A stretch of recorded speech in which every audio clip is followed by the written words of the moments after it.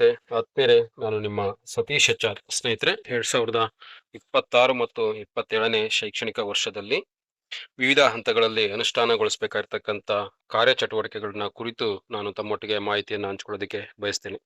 ಯಾರೆಲ್ಲ ಇದೇ ಮೊದಲ ಬಾರಿಗೆ ಸೃಷ್ಟಿ ಸಿಂಚನ ಯೂಟ್ಯೂಬ್ ಚಾನಲ್ ಅನ್ನ ವೀಕ್ಷಣೆಯನ್ನ ಮಾಡ್ತಿದ್ದೀರಾ, ಸಬ್ಸ್ಕ್ರೈಬ್ ಆಗಿ ಇದೇ ರೀತಿಯ ಸಾಕಷ್ಟು ವಿಡಿಯೋಗಳನ್ನ ವೀಕ್ಷಿಸಿ ಅಂತೇಳಿ ತಮ್ಮಲ್ಲಿ ಕೇಳ್ಕೊಳ್ತಾ, 16/5/2026 ಮಾನ್ಯ ಸರ್ಕಾರದ ಅಪರ ಮುಖ್ಯ ಕಾರ್ಯದರ್ಶಿಗಳು, ಶಾಲಾ ಶಿಕ್ಷಣ ಮತ್ತು ಸಾಕ್ಷರತಾ ಇಲಾಖೆ ಇವರ ಅಧ್ಯಕ್ಷತೆಯಲ್ಲಿ ನಡೆದ ವಿಡಿಯೋ ಸಂವಾದದಲ್ಲಿ ನೀಡಿರತಕ್ಕಂತ ಕೆಲವೊಂದು ಅಂಶಗಳನ್ನ ಕುರಿತು ತಮ್ಮೊಟ್ಟಿಗೆ ಶಾಲಾ ಹಂತದಲ್ಲಿ ಅನುಷ್ಠಾನಗೊಳಿಸೋದಕ್ಕೆ ಸೂಚಿಸಿರ್ತಕ್ಕಂತ ಮಾಹಿತಿಯನ್ನ ಹಂಚ್ಕೊಳ್ಳೋದಕ್ಕೆ ಬಯಸ್ತೇನೆ.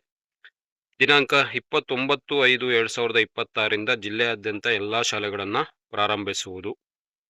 ದಿನಾಂಕ 1/6/2026 ಶಾಲೆಗಳಲ್ಲಿ ಸ್ಥಳೀಯ ಶಾಸಕರು, ಜನಪ್ರತಿನಿಧಿಗಳು, ಹಳೆ ವಿದ್ಯಾರ್ಥಿಗಳ ಸಂಘ, NGO, ಪೋಷಕರು, SDMC, ಶಿಕ್ಷಣಾಸಕ್ತರನ್ನೊಳಗೊಂಡಂತೆ ಎಲ್ಲರೊಂದಿಗೆ ಪೋಷಕರ ಶಿಕ್ಷಕರ ಮಹಾಸಭೆಯನ್ನು ಆಯೋಜಿಸುವುದು ಮತ್ತು ಈ ಬಗ್ಗೆ ಫೋಟೋ ಸಹಿತ ವರದಿಯನ್ನು ಸಿದ್ಧಪಡಿಸಿ ಯೂಟ್ಯೂಬ್ ಮೊದಲಾದ ಸಾಮಾಜಿಕ ಮಾಧ್ಯಮಗಳಲ್ಲಿ ಅಪ್ಲೋಡ್ ಅನ್ನು ಮಾಡ್ತಕ್ಕಂಥದ್ದು. 1/6/2026 ಮೆಗಾ PTM ಅನ್ನ ಮಾಡಬೇಕಾಗುತ್ತೆ. 2026-27ನೇ ಸಾಲಿನ ದಾಖಲಾತಿ ಆಂದೋಲನ ಹೆಚ್ಚು ಕ್ರಿಯಾಶೀಲವಾಗಿ ನಡೆಯುವಂತೆ ಕ್ರಮ ವಹಿಸುವುದು ಹಾಗೂ ದಾಖಲಾತಿ ಸಂಖ್ಯೆಯನ್ನ ದ್ವಿಗುಣಗೊಳಿಸುವುದು ಅಂತಕ್ಕಂಥದ್ದು. KPS, PM ಶ್ರೀ ಮತ್ತು PAB ಅನುಮೋದಿತ ದ್ವಿಭಾಷಾ ಮಾಧ್ಯಮ ಶಾಲೆಗಳಲ್ಲಿ ನಲಿಕಲಿ ತರಗತಿ ಇರುವುದಿಲ್ಲ. ಸ್ಪಷ್ಟವಾಗಿ ನೀಡಲಾಗಿದೆ. KPS ಶಾಲೆ, PM ಶ್ರೀ ಮತ್ತು PAB ಅನುಮೋದಿತ ದ್ವಿಭಾಷಾ ಮಾಧ್ಯಮ ಶಾಲೆಗಳಲ್ಲಿ ನಲಿಕಲಿ ತರಗತಿ ಇರುವುದಿಲ್ಲ. ಈ ಶಾಲೆಗಳ ಮುಖ್ಯ ಶಿಕ್ಷಕರಿಗೆ ಸಭೆಯನ್ನು 15 ದಿನಗಳಿಗೊಮ್ಮೆ ಆಯೋಜಿಸುವುದು. 15 ದಿನಗಳಿಗೊಮ್ಮೆ HM ಮೀಟಿಂಗ್ ಅನ್ನ ಈ ಶಾಲೆಯ ಶಿಕ್ಷಕರಿಗೆ ಮಾಡ್ತಾ ಹೋಗ್ಬೇಕಾಗುತ್ತೆ. PME ವಿದ್ಯಾ ಚಾನಲ್ ಪ್ರಾರಂಭಿಸಲಾಗುವುದು. ಇದರಲ್ಲಿ ತರಬೇತಿಗಳನ್ನ ನೀಡಲಾಗುವುದು. ಶಿಕ್ಷಕರಿಗೆ ತರಬೇತಿಯನ್ನು ನೀಡೋದಕ್ಕೆ PME ವಿದ್ಯಾ ಚಾನಲ್ ಅನ್ನ ಪ್ರಾರಂಭಿಸಲಾಗುತ್ತದೆ. ಅದರ ಮುಖಾಂತರ ತರಬೇತಿಯನ್ನ ನೀಡಲಾಗುತ್ತೆ. ದಿನಾಂಕ 22/5/2026 ಒಳಗಾಗಿ ದ್ವಿಭಾಷಾ ಮಾಧ್ಯಮ ಶಾಲೆಗಳ ಬಾಕಿ ಇರುವ ಶಿಕ್ಷಕರಿಗೆ MTIP ತರಬೇತಿ ಪೂರ್ಣಗೊಳಿಸುವುದು. ಎಲ್ಲೆಲ್ಲಿ ಬೈಲಿಂಗ್ವಲ್ ಶಾಲೆಗಳು ಓಪನ್ ಆಗ್ತಾ ಇದೆ, ಪ್ರಾರಂಭ ಆಗ್ತಾ ಇದೆ, ಈವರೆಗೆ ಮಾರ್ಚ್ ಅಂತ್ಯದಲ್ಲಿ ತರಬೇತಿಯನ್ನು ನೀಡಲಾಗಿತ್ತು. ಇನ್ನು ಯಾರಿಗೂ ಕೂಡ ತರಬೇತಿ ಆಗಿಲ್ಲ ಅಂತ ಹೇಳಿದ್ರೆ ಅಂತ ಶಿಕ್ಷಕರಿಗೆ ತರಬೇತಿಯನ್ನ ನೀಡಲಾಗುತ್ತೆ ಅಂತಕ್ಕಂಥದ್ದು, MTIP ತರಬೇತಿಯನ್ನ. ದ್ವಿಭಾಷಾ ಶಾಲೆಗಳ ಕುರಿತು ಪರಿವರ್ತನಾ ಯೋಜನೆ ಶೈಕ್ಷಣಿಕ ಕ್ಯಾಲೆಂಡರ್ ಅನ್ನ DSRT ವತಿಯಿಂದ ನೀಡಲಾಗುವುದು. ಅದರಂತೆ ಶಿಕ್ಷಣ ಇಲಾಖೆ ಅಧಿಕಾರಿ ಸಿಬ್ಬಂದಿಯವರಿಂದ ಮೇಲ್ವಿಚಾರಣೆ ಮತ್ತು ಬೆಂಬಲ ವ್ಯವಸ್ಥೆ ಕೈಗೊಳ್ಳುವುದು ಹಾಗೂ ಈ ಬಗ್ಗೆ ಪೋಷಕರು ಮತ್ತು ಸಮುದಾಯಕ್ಕೆ ಜಾಗೃತಿಯನ್ನು ಮೂಡಿಸುವುದು. ಉಚಿತ ಪಠ್ಯ ಪುಸ್ತಕ ಮತ್ತು ಮಾರಾಟ ಸರಬರಾಜು ಹಾಗೂ ಸಮವಸ್ತ್ರ ಹಂಚಿಕೆ ಮಾಡಿ ಮಾಹಿತಿ ನೀಡುವುದು. ಶಾಲೆ ಪ್ರಾರಂಭದ ಬಗ್ಗೆ ಮುಖ್ಯ ಶಿಕ್ಷಕರಿಗೆ ಸಭೆಯನ್ನ ಆಯೋಜನೆಯನ್ನ ಮಾಡ್ತಕ್ಕಂಥದ್ದು. ಶಾಲೆಯಿಂದ ಹೊರಗುಳಿದ ಮಕ್ಕಳ ಮಾಹಿತಿಯನ್ನು ಶಾಲಾವಾರು ಪಟ್ಟಿ ಮಾಡಿ BRC ಅವರು SSK ಕಚೇರಿಗೆ ನೀಡುವುದು. ಆಸ್ತಿ ಸಂರಕ್ಷಣೆ ಬಗ್ಗೆ ತಹಸೀಲ್ದಾರ್ ಅವರನ್ನು ಭೇಟಿ ಮಾಡಿ ಅಗತ್ಯ ಕ್ರಮ ವಹಿಸುವುದು. ಬಿಸಿಯೂಟ, ಆಹಾರ ಧಾನ್ಯ, ಅಡಿಗೆ ಕೋಣೆ, ಗ್ಯಾಸ್ ಸ್ಟವ್ ಮತ್ತು ಪಾತ್ರೆಗಳ ಪರಿಶೀಲನೆಯನ್ನ ಮಾಡ್ತಕ್ಕಂಥದ್ದು. ಶೌಚಾಲಯಗಳ ರಿಪೇರಿ, ಕುಡಿಯುವ ನೀರಿನ ತೊಟ್ಟಿ, ಸಿಂಟೆಕ್ಸ್ ಸ್ವಚ್ಛತೆಯನ್ನ ಮಾಡಿಕೊಳ್ಳುವುದು. ಶಾಲಾ ಪ್ರಾರಂಭೋತ್ಸವವನ್ನು ಆಚರಿಸಲು ದಿನಾಂಕ 25/5/2026 ಒಳಗೆ ಸಿದ್ಧತೆಯನ್ನ ಮಾಡಿಕೊಳ್ತಕ್ಕಂಥದ್ದು. SLC ವಿದ್ಯಾರ್ಥಿಗಳಿಗೆ ಆರಂಭದ ದಿನದಿಂದಲೇ ವಿಶೇಷ ತರಗತಿ ನಡೆಸಲು ಅಗತ್ಯ ಯೋಜನೆ ರೂಪಿಸುವುದು. ವರ್ಗಾವಣೆ ಪತ್ರಗಳನ್ನು ಕೂಡಲೇ ಆನ್ಲೈನ್ನಲ್ಲಿ ಇನ್ ಮತ್ತು ಔಟ್ ಮಾಡುವುದು. ವಾರ್ಷಿಕ ಶಾಲೆಗಳಲ್ಲಿ ಕೈಗೊಳ್ಳಬಹುದಾದ ಕ್ರೀಡೆ, ಪ್ರತಿಭಾ ಕಾರಂಜಿ, NMMS ಪರೀಕ್ಷೆ, IT ಕ್ವಿಜ್ ಮುಂತಾದ ಅಗತ್ಯ ಕ್ರಿಯೋಜನೆ ಸಿದ್ಧಪಡಿಸುವುದು. 2026-27ನೇ ಸಾಲಿನಲ್ಲಿ ಕಾಮ್ಸ್ ಹಾಜರಾತಿ ಕಡ್ಡಾಯವಾಗಿರುತ್ತದೆ. ದಿನಾಂಕ 25/5/2026 ಒಳಗಾಗಿ ಎಲ್ಲ ಬೋಧಕ ಬೋಧಕೇತರ ಸಿಬ್ಬಂದಿಯವರು ನೋಂದಣಿ ಕಾರ್ಯವನ್ನು ಪೂರ್ಣಗೊಳಿಸತಕ್ಕಂಥದ್ದು. DSRT ವತಿಯಿಂದ ನೀಡಲಾಗುವ ಶೈಕ್ಷಣಿಕ ಕ್ಯಾಲೆಂಡರ್ ಪ್ರಕಾರ ಕಾರ್ಯಗಳನ್ನು ನಿರ್ವಹಿಸುವುದು. 1ನೇ ತರಗತಿ ವಿದ್ಯಾರ್ಥಿಗಳಿಗೆ ಜೂನ್ 1ರಿಂದ ಜೂನ್ 30ರವರೆಗೆ ವಿದ್ಯಾಪ್ರವೇಶ, ವಿದ್ಯಾಚೇತನ, ಸೇತುಬಂಧ ಕಾರ್ಯಕ್ರಮಗಳನ್ನು ಹಮ್ಮಿಕೊಳ್ಳುವುದು. 2ರಿಂದ 5ನೇ ತರಗತಿವರೆಗೆ ವಿಷಯವಾರು ಬುನಾದಿ ಕಲಿಕಾ ಫಲಗಳನ್ನು ಗುರುತಿಸದೆ ಅದರಂತೆ ಕಾರ್ಯನಿರ್ವಹಿಸುವುದು. ವಾರ್ಷಿಕ ಕಾರ್ಯ ಹಂಚಿಕೆ, ಮಾಯವಾರು, ವಿಷಯವಾರು ಅವಧಿಗಳನ್ನು ಹಂಚಿಕೆ ಮಾಡಿ ಕಾರ್ಯನಿರ್ವಹಿಸುವುದು. ಕಲಿಕಾ ಫಲಗಳು, ತರಗತಿವಾರು, ವಿಷಯವಾರು ಕಲಿಕಾ ಫಲಗಳನ್ನು ಸಿದ್ಧಗೊಳಿಸಿ ಇಲಾಖಾ ವೆಬ್ಸೈಟ್ನಲ್ಲಿ ಪ್ರಕಟಿಸಲಾಗಿದೆ. ಇದರ ಸಹಯೋಗವನ್ನು ಸದುಪಯೋಗ ಪಡೆದುಕೊಳ್ಳಲು ತಿಳಿಸಿದೆ. ಶಾಲಾ ಮಾರ್ಗದರ್ಶಿ ಅಧಿಕಾರಿಗಳಿಗೆ ಒಬ್ಬರಿಗೆ 10ರಿಂದ 15 ಶಾಲೆಗಳನ್ನು ಹಂಚಿಕೆ ಮಾಡಿ ಪರಿಶೀಲಿಸಲಾಗುವುದು. ಎಲ್ಲಾ ಶಾಲೆಗಳ ಶಾಲಾ ಕಟ್ಟಡ ಗುಣಮಟ್ಟ ಸುರಕ್ಷತೆ ಕುರಿತು PREDP PW ವರದಿಯಿಂದ ಪರಿಶೀಲನಾ ಸುರಕ್ಷತಾ ಪ್ರಮಾಣ ಪತ್ರವನ್ನು 25/5/2026 ಒಳಗೆ ಪಡೆಯುವುದು. ದ್ವಿಭಾಷಾ ಮಾಧ್ಯಮ ಶಾಲೆಗಳ ಡ್ಯಾಶ್ಬೋರ್ಡ್ ಅನ್ನು ತಾಲೂಕು ಹಂತದಲ್ಲಿ ಹೊಂದಿರಬೇಕು. ವಿದ್ಯಾರ್ಥಿಗಳ ದಾಖಲಾತಿ ಮಾಹಿತಿ ಇರಬೇಕು. ಜೊತೆಗೆ ಎಲ್ಲ ಅನುಮೋದಿತ ಶಾಲೆಗಳಲ್ಲಿ ದ್ವಿಭಾಷಾ ಮಾಧ್ಯಮ ತರಗತಿಗಳನ್ನು ಪ್ರಾರಂಭಿಸಬೇಕು ಮತ್ತು ಈ ಬಗ್ಗೆ ಖಚಿತಪಡಿಸಿಕೊಳ್ಳುವುದು. ದ್ವಿಭಾಷಾ ಮಾಧ್ಯಮದ ಬಗ್ಗೆ ವ್ಯಾಪಕ ಪ್ರಚಾರ ಮಾಡಿ ದಾಖಲಾತಿ ಹೆಚ್ಚಿಸುವಂತೆ ಕ್ರಮ ವಹಿಸುವುದು. ಮೋನೋಗ್ರೇಡ್ ಶಾಲೆಗಳಲ್ಲಿ ದ್ವಿಭಾಷಾ ಮಾಧ್ಯಮ ಶಾಲೆಗಳು ತರಗತಿಗೆ ಒಬ್ಬ ಶಿಕ್ಷಕರು ಇರುವಂತೆ ಕ್ರಮ ವಹಿಸುವುದು, ಇದರ ಕುರಿತು ಬೇಡಿಕೆ ಪಟ್ಟಿಯನ್ನು ತಾಲೂಕು ಸಿದ್ಧಪಡಿಸಿ ಸಲ್ಲಿಸುವುದು.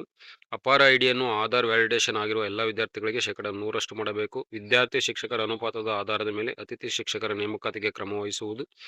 ಸೇತುಬಂಧ ಕಾರ್ಯಕ್ರಮವನ್ನು ಜೂನ್ 1ರಿಂದ ಪ್ರಾರಂಭಿಸುವುದು. ಪೂರ್ವ ಪರೀಕ್ಷೆ ಸಾಫಲ್ಯ ಪರೀಕ್ಷೆಗಳನ್ನು ಕೈಗೊಳ್ಳುವುದು. 26-27ನೇ ಸಾಲಿನ ಪರಿಷ್ಕೃತ SAPಯನ್ನು ಜಾರಿಗೊಳಿಸುವುದು. ಸರ್ಕಾರ ಇಲಾಖೆಯಿಂದ ಹೊರಡಿಸಿರುವ ಸುತ್ತೋಲೆಗಳು ಸಂಬಂಧಪಟ್ಟವರಿಗೆ ತಲುಪುವಂತೆ ಕ್ರಮ ವಹಿಸುವುದು.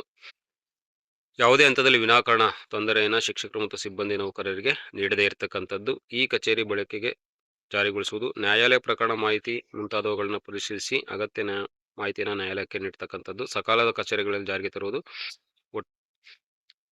FLN ಒಳಗೊಂಡಂತೆ ಸರ್ಕಾರಿ ಸುತ್ತೋಲೆಯಂತೆ ಸೇತುಬಂಧ ಕಾರ್ಯನಿರ್ವಹಿಸುವುದು. ಕರ್ನಾಟಕ ರಾಜ್ಯ ಪಠ್ಯಕ್ರಮ ಶಾಲೆಗಳಲ್ಲಿ LKGಯಿಂದ 10ನೇ ತರಗತಿವರೆಗೆ 26-27ನೇ ಸಾಲಿನಿಂದ ಪ್ರಗತಿ ಪತ್ರವನ್ನು ಜಾರಿಗೊಳಿಸಲಾಗುತ್ತಿದೆ. ಈ ಭಾಗಕ್ಕೆ ಕ್ರಮ ಕೈಗೊಳಿಸುವುದು. ಪೂರ್ವ ಪ್ರಾಥಮಿಕ ತರಗತಿಗಳು ಪ್ರಾರಂಭಿಸುವ ಅನುಮೋದನೆಗೊಂಡ ಎಲ್ಲಾ ಶಾಲೆಗಳಲ್ಲಿ ಪೂರ್ವ ಪ್ರಾಥಮಿಕ ತರಗತಿಗಳ ನಿಯಮಾನುಸಾರ ಪ್ರಾರಂಭಿಸಲು ಅಗತ್ಯ ಕ್ರಮ ವಹಿಸುವುದು. ತಾಲೂಕು ಮಟ್ಟದಲ್ಲಿ ತಂಡಗಳು ನೇಮಿಸಿ ಮಾರ್ಗದರ್ಶನ ವ್ಯವಸ್ಥೆಯನ್ನು ಮಾಡತಕ್ಕಂಥದ್ದು. ಒಟ್ಟಾರೆಯಾಗಿ 2026 ಮತ್ತು 27ನೇ ಶೈಕ್ಷಣಿಕ ಸಾಲಿನಲ್ಲಿ ಯಾವ ರೀತಿ ನಾವು ಶಾಲಾ ಪ್ರಾರಂಭೋತ್ಸವವನ್ನ ಮಾಡಬೇಕು, ಇಡೀ ಶೈಕ್ಷಣಿಕ ವರ್ಷ ನಾವು ಏನೆಲ್ಲ ಚಟುವಟಿಕೆಗಳನ್ನ ಶಾಲಾ ಹಂತದಲ್ಲಿ ಹಮ್ಮಿಕೊಳ್ಳೋದಕ್ಕೆ ಸಾಧ್ಯ ಆಗಿರುತ್ತೆ ಅಂತಕ್ಕಂಥ ಒಂದು ಮಾಹಿತಿಯನ್ನ ವಿಜಯಪುರ ಉಪನಿರ್ದೇಶಕರ ಕಚೇರಿಯಿಂದ ಆಯುಕ್ತರ ಕಚೇರಿಯಿಂದ ನಡೆದಂತ ಒಂದು ಸಭೆ ಏನಿರುತ್ತೆ, ಆಯುಕ್ತರ ಅಧ್ಯಕ್ಷತೆಯಲ್ಲಿ ಆಯುಕ್ತರು ತಿಳಿಸಿರ್ತಕ್ಕಂಥ ಮಾಹಿತಿಯನ್ನ ಇಲ್ಲಿ ಟೈಪ್ ಮಾಡಿ ನೀಡಲಾಗಿದೆ ಅಂತಕ್ಕಂಥದ್ದು. ಇದು ಸಾರ್ವತ್ರಿಕವಾಗಿರ್ತಕ್ಕಂಥ ಮಾಹಿತಿ ಆಗಿರುತ್ತೆ ಅಂತಕ್ಕಂಥ ಮಾಹಿತಿಯನ್ನ ತಮ್ಮೊಟ್ಟಿಗೆ ಹಂಚ್ಕೊಳ್ತಾ, ಒಟ್ಟಾರೆಯಾಗಿ ಶಾಲಾ ಪ್ರಾರಂಭೋತ್ಸವನ ನಾವು ಈ ಎಲ್ಲ ಅಂಶಗಳನ್ನ ಪರಿಗಣಿಸಿ ನಾವು ಮಾಡಬೇಕಾಗುತ್ತೆ. ಒಂದು ಬಹಳ ಪ್ರಮುಖವಾಗಿರ್ತಕ್ಕಂಥ ಅಂಶ ಅಂತೇಳಿದ್ರೆ ಜೂನ್ 1ನೇ ತಾರೀಕು ಮೆಗಾ PTM ಅನ್ನ ನಾವು ಮಾಡಲಾಗ್ತಾ ಇದೆ, ಮಹಾ ಪೋಷಕರ ಸಭೆಯನ್ನ. ಸೊ ಆ ಸಂದರ್ಭದಲ್ಲಿ ಎಲ್ಲ ಹಳೆಯ ವಿದ್ಯಾರ್ಥಿ ಸಂಘದವ್ರನ್ನ, SDMC ಅವ್ರನ್ನ, ಪೋಷಕರನ್ನ, ಶಿಕ್ಷಣ ಪ್ರೇಮಿಗಳನ್ನ ಕರೆದು ಅವತ್ತಿನ ಅಂಶಗಳನ್ನ ಚರ್ಚೆಯನ್ನ ನಾವು ಮಾಡಬೇಕಾಗತ್ತೆ.